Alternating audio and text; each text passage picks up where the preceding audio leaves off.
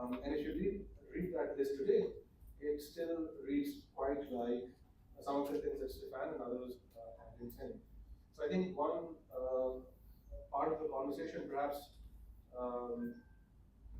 maybe in the next however long we have you for, or in future conversations, what I'd like us to think about is what is it beyond thought that is missing and that enables development to start. And let me start with Ali Nasir. You're the sort of the main representative of the business community here. Right? The rest of us are the policy thinkers or doers. Give us a sort of picture of how your company and you in general see strengths and weaknesses in Pakistan for business. Sure, thank you, Ali. Honestly, I don't think I can give a better prescription than Professor Khan just did, and he laid out exactly what is wrong with us and what needs to be corrected. I think from a private sector investor, Jazz happens to be one of the largest foreign direct investments in Pakistan. And despite ups and downs, we've stayed in Pakistan and continue to do well, I would argue.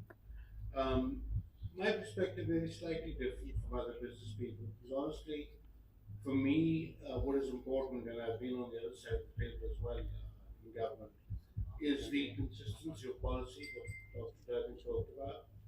Stabilization, like he said, is good. We need better policies. I actually argue one of the worst things that has happened in Pakistan is policy reversals. It's not the absence of good or bad policies.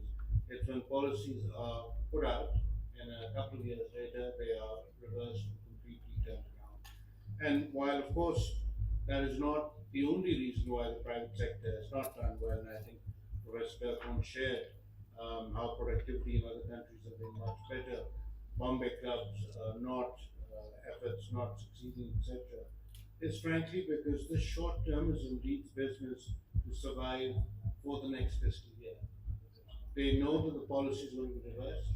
So why not just make sure your head's above water and you do enough to rise this tide, right? So essentially policy reversals, and I'm not going to talk about taxation, it is a fact of life, yes, it can be better, but I think that we can deal with.